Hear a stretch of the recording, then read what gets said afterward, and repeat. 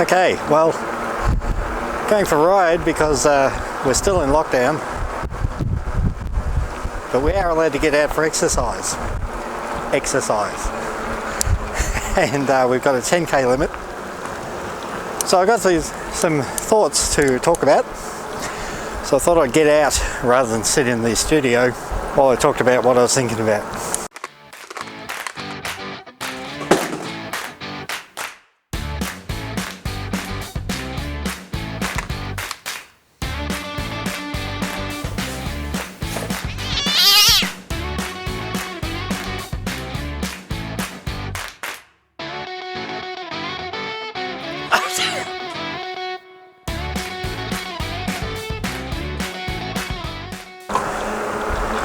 So I'm just going to head off to a local park.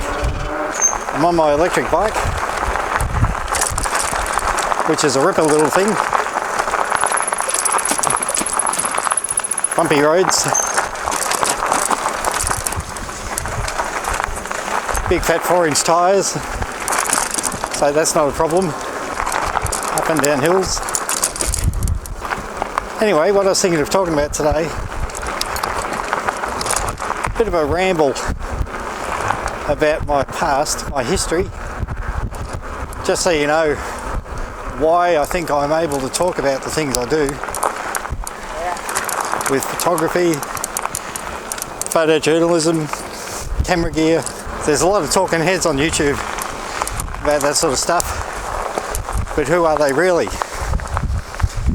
Because there's some YouTubers that are very popular, have way more following than I do. I'm small fry. And I wouldn't call them photographers. I'd call them gear reviewers. Because that's all they seem to do. I haven't seen them go out as working photographers, you know, have clients, do jobs. They don't earn their money like that. What they do is get gear on loan for a week or so, run a few tests, and people think, oh, they're experts. Because they tell people they're experts. But you know that old adage, don't believe everything you hear on the internet. Weave my way through this traffic. All right. I'm on the Warburton Rail Trail. I've done numerous videos along here in the past because I go along here to work and back. It's great on the bike or the scooter. Busy.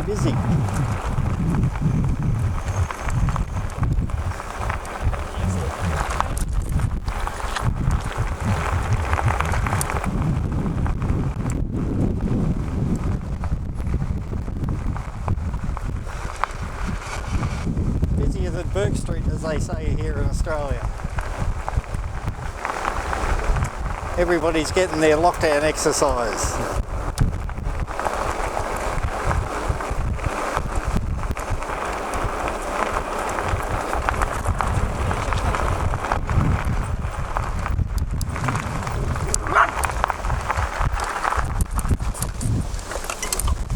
Okay, heading into a reserve just off the trail, and this reserve isn't used much because there's a big pony club that usually uses it, but of course with lockdowns you can't do that sort of outdoor activity, meet in big groups, all that sort of thing, so it should be fairly quiet. It's a nice natural bush that is around where I live. Bit of a detour here around a fallen tree. G'day. Yeah, that's what we do in Australia when we meet strangers. We say g'day on the presumption that we're all friendly. And here we are. I'm going to have to do a loop here because I need to adjust my brakes. I've got them both full on and I'm still not stopping. So I might have to fix them before I ride back. Okay. Now we should be able to stop going uphill.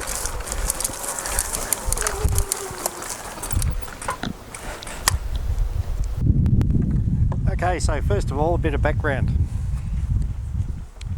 When I left school, I wanted to be a photojournalist with newspapers, but I couldn't get in the course, blah blah blah, so I ended up becoming a printer of newspapers and did my apprenticeship there, fully qualified printer, and worked in the newspaper industry overall decades. And I started out printing them. I went on to learn graphic design to design for newspapers. Later on, when I was older, I ended up starting and running my own newspaper, community newspaper here in my town for 7 years. It was quite successful. It didn't run on grant money or anything. It paid its way with advertising. It was pretty much a one-man show. For a while my daughter did it while I was off doing some other project, so she learnt the whole deal as well. And in the newspaper industry, there isn't a job you can name that I haven't done. Now, a lot of people going through the newspaper industry, they've concentrated on certain areas and they've excelled at that. Fantastic. But I'm one of the few people in Australia that I know of who've actually done every single job in newspapers, including owning them. Okay.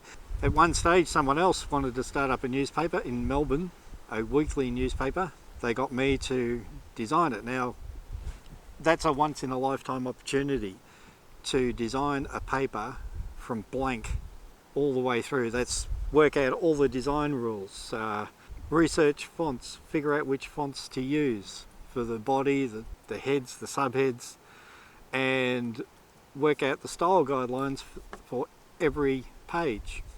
So how much white space is there going to be? How many columns is there going to be? How do you want to treat the photographs? Do you want a very thin border around them? Do you want no border? So in the end, the Melbourne Courier started.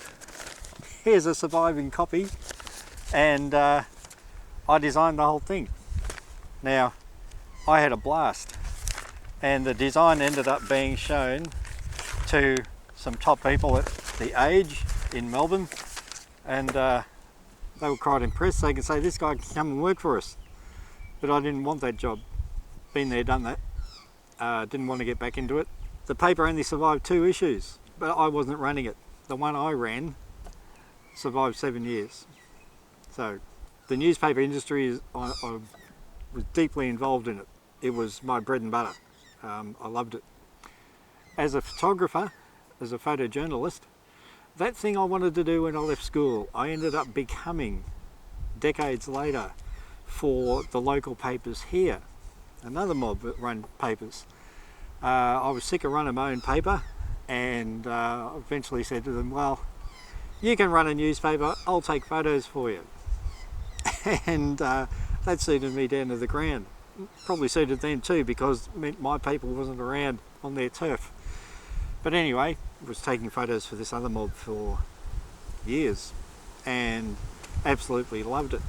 So as a professional photographer, there's certain things you need to do. You can't please yourself, you have to please your client. That's one of the main things. So you have to give them what they want every time, or you don't work for them. And as a photojournalist and doing so many other different photography work, I've done weddings, I've actually done funerals. I've done 5 funerals. That's an interesting industry. Product photography, event photography. Now you're supposed to produce images particular to those genres, those areas of photography, and please your clients. So I've been there, done that for decades. And now I'm at the stage in life where I don't need to. And really, I don't want to. I've just clocked over 60 years, and I'm over taking photos for other people. I want to take photos for me. And that requires a big rethink. How do I take photos that please myself when I've worked for decades pleasing other people? There's a lot of photographers on YouTube out there who say you really need to find your own style and be known for that style. And I've thought, yeah, that's nice, but it's a bit limiting when you've got clients, because if your style doesn't suit the client, you're not going to get the work. Your style has to suit the client. You have to do their style, and that's how you get paid work.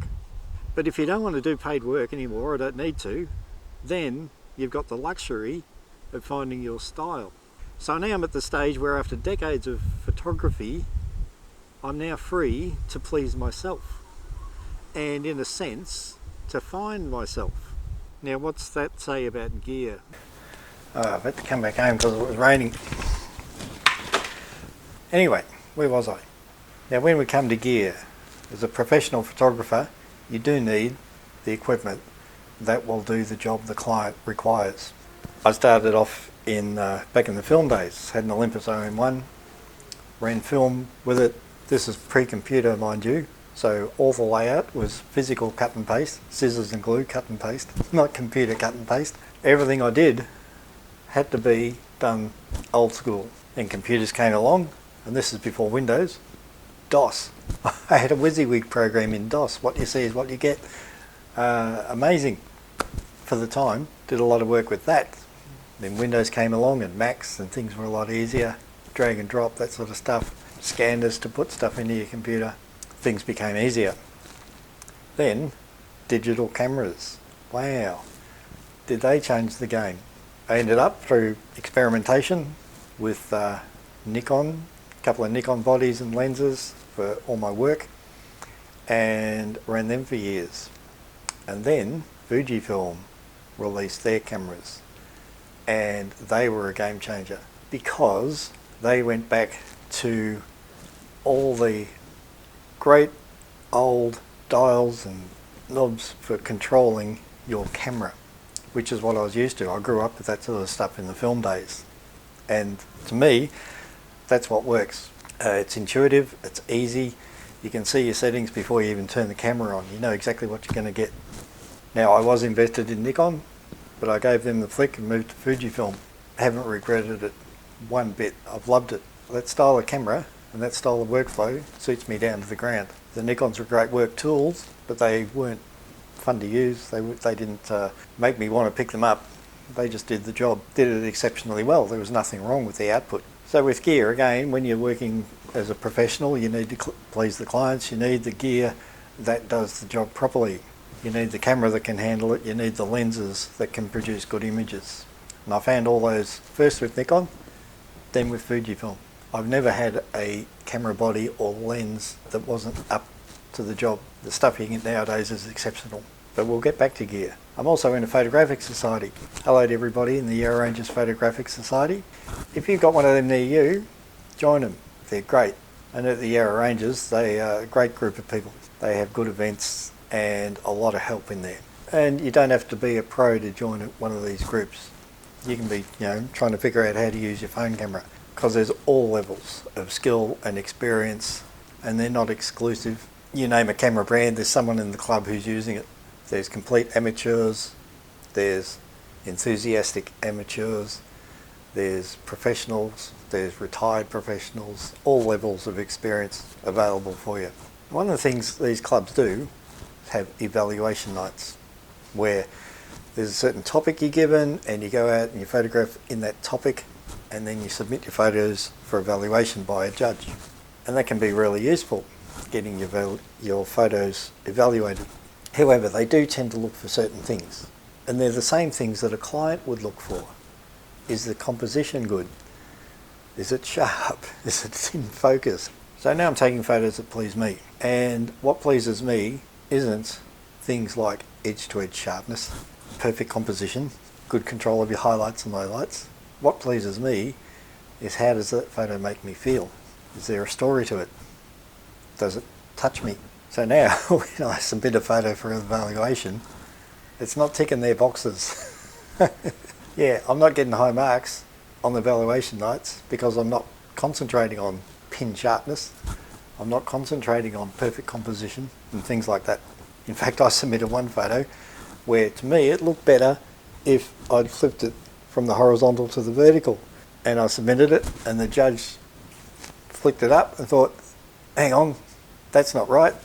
And he flipped it back to the horizontal and then gave it poor marks. So yeah, I'm finding that the photos I take for myself aren't necessarily what other people would go for. But that's okay, because I'm doing it for me. So instead of trying to please clients and judges, I'm now picking up my cameras to please myself. And that brings us back to gear, because I've got all the professional gear for pleasing clients. I've got the great camera bodies that do everything that's required. I've got lenses that are pin sharp. I've got all that stuff, and that's great for pro work. But for myself, I don't need that. So I've been experimenting, going back to old film stuff. I've got this Canon P rangefinder. I'm using old Russian lenses and things like that. And for a film camera, I'm loving it. I really enjoy that. For digital, instead of picking up my professional Fujifilm gear, I'm often taking several steps backwards. One of the cameras I like using at the moment is a real early Fuji, the XE1, and I've got a lens on it from a CCTV camera, adapted to fit. You won't find edge-to-edge sharpness or anything else in this, but I'm having a lot of fun taking photos with this setup. And I've got other vintage lenses with adapters that I can put on cameras like this, XE1, the XM1, I've got an early XM1 there. I've got the X70. They don't have the things that the current Fujifilms have. They don't have the frame rates per second, high burst rates. They don't have really quick autofocus, because I don't use autofocus. I put it in manual and I manually focus, and that takes time, but I've got time. I'm pleasing myself. So I'm finding nowadays I don't need the latest gear, not after it.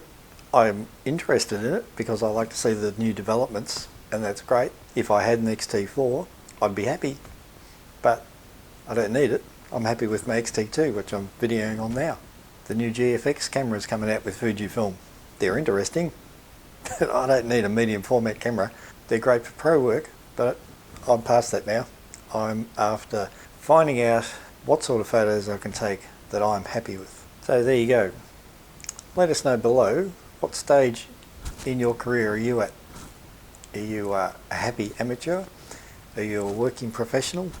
Or are you like me, a retired professional who's now trying to figure out what to do with these cameras? Another thing you can do is buy me a coffee. There's a link below. Like, subscribe. But whatever you do, pick up your camera, whatever it is, go for a walk and have some fun.